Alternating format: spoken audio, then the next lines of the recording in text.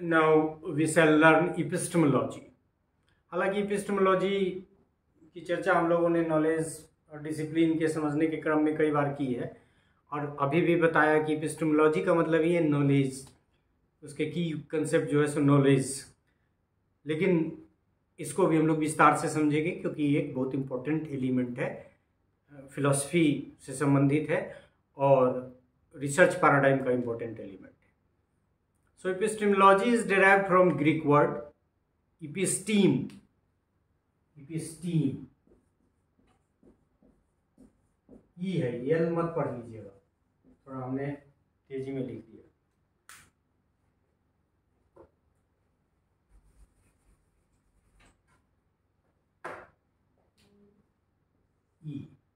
Episteme is the word that is derived from the Greek word.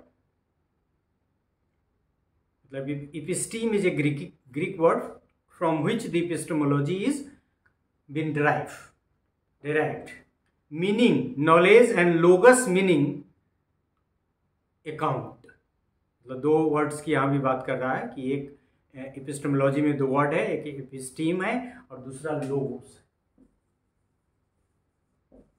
और इसका मतलब बता रहा है episteme का नॉलेज और logos का मतलब मीनिंग जो है वो अकाउंट है। So epistemology is the branch of philosophy concern with the knowledge और a branch that is related to the account of knowledge. और हमने शुरू में भी कहा कि इस पे हम लोग काफी बात कर चुके हैं।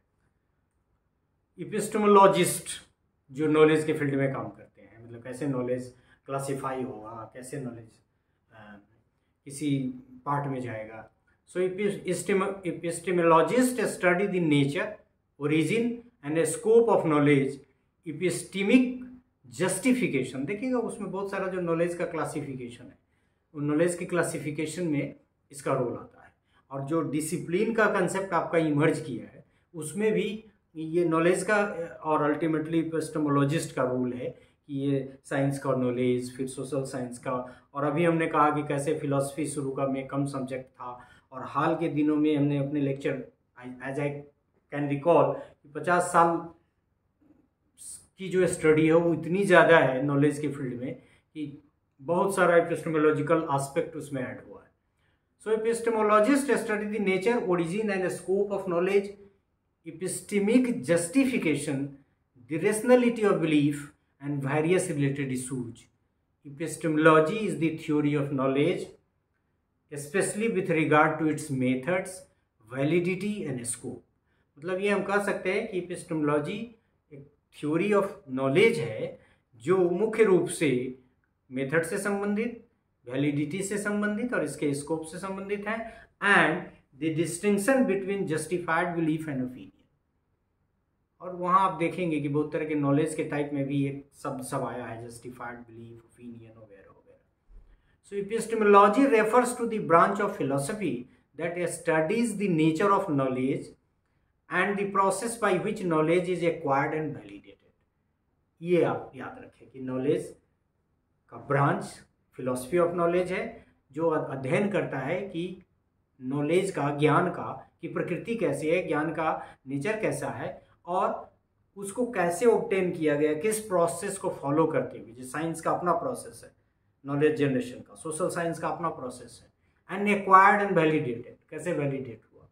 और ये भी इम्पोर्टेंट इसलिए है कि जहाँ पॉजिटिविस्ट पैराडाइम कहता है कि ऐसे हुआ, एंटी पॉजिटिविस्ट पैराडाइम कहता है कि नहीं, ऐसे एक तरह से नहीं हो सकता, इस कई तरह से हो सकता है, लिहाजा जनरलाइजेशन कठिन है। तो ये सब एपिस्टेमोलॉजिकल डिसीजन है regarding the generation of the knowledge. It is concern with the nature and forms of knowledge, how it can be acquired and how communicated to other human beings. और इसी से discipline का concept emerge हुआ है, knowledge का concept emerge हुआ है, types of knowledge, types of discipline, सब एपिस्टेमोलॉजिकल एस्पेक्ट का important. So it is epistemological question, हम यहाँ क्वेश्चन भी आ गया, that heads a researcher to debate the possibility and desirability of objectivity, subjectivity, causality, validity, generalizability. ये सब word आएंगे जब हम लोग कंपेयर करेंगे पॉजिटिविस्ट पैराडाइम में और एंटी पॉजिटिविस्ट पैराडाइम में। जैसे मान लीजिए ऑब्जेक्टिविटी है, तो वो ऑब्जेक्टिविटी चला जाता है पॉजिटिविस्ट की तरफ, वहीं सब्जेक्टिविटी चला जाता है एंटी पॉजिटिविस्ट की तरह या इंटरप्रेटिविस्ट की तरफ। तो ये कह रहा है कि it is epistemological question and that is concern with, मतलब रिसर्चर जो पूछते हैं question, and that is related to desirability of objectivity, subjectivity, causality, validity, generalizability. कैसे हुआ जनरलाइजेशन, कैसे नॉलेज वैलिड है, व्हाट आर द कॉजेज जिसकी वजह से ये नॉलेज इस कैटेगरी में गया है। ये सब्जेक्टिव नॉलेज, सब्जेक्टिव ढंग से नॉलेज जनरेट हुआ है या ऑब्जेक्टिव ढंग से जनरेट हुआ। The epistemological question ask what is the nature of knowledge, knowledge की प्रकृति कैसी है। जैसे ये भी एक प्रकृति ही है कि नॉलेज के जो डिफरेंट सोर्सेज हैं उसमें ऑथोरिटी भी एक सोर्स है, उसमें इंट्यूशन भी एक सोर्स है, उसमें आपका सेंस ऑर्गन्स भी एक, और फिर लॉजिक भी है, तो उसी की तरफ इशारा है। So the nature of knowledge and the relationship between the knower जो जान रहा है एंड द नोन जो जानता है और the knowledge. Epistemology is the study of the nature of knowledge and justification. Most simple कि it is a study of knowledge, और हमने शुरू में ही आपको कह दिया it is a branch of philosophy that try to understand nature, knowledge, its nature and its validation and like that. So it is used to describe how we come to know something, how we know the truth or reality. ये process के बारे में फिर कह रहा है कि कैसे जाने, कैसे ये नियम प्रतिपादित हुआ है और कैसे ये नॉलेज का हिस्सा बना है। यह ज्ञान कहाँ जाएगा यदि हम ज्ञान का वर्गीकरण करेंगे तो, या हमारा जो ज्ञान का वर्गीकरण है। इसीलिए आप देखेंगे कि डिसिप्लिन में जब बाद में अभी आपका this is all to this epistemological research कि आपने मल्टी डिसिप्लिन का कंसेप्ट आ गया, इंटर डिसिप्लिनरी का कंसेप्ट आ गया, और फिर लगा कि अब तो बहुत सारे सब्जेक्ट इसमें ऐड होते चले जा रहे हैं। It deals with how knowledge is gained from different sources और कैसे वैलिडेट किया गया उसमें। In a simple language it is the theory, यहाँ भी वहाँ भी सिंपल लैंग्वेज में हमने आपको रियलिटी के बारे में कहा था, यहाँ फिर कह रहे हैं in a simple language it is the theory and philosophy और फिलोसफी ऑफ नॉलेज। वहाँ कहा था रियलिटी का, यहाँ कहा नॉलेज का। So it is, in simple language, it is the theory or philosophy of knowledge.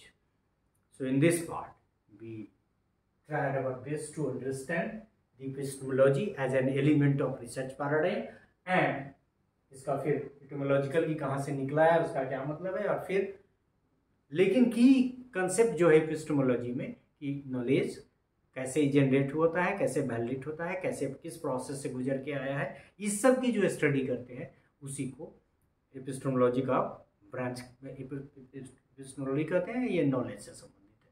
So this is all about this part in which we tried our best to understand epistemology.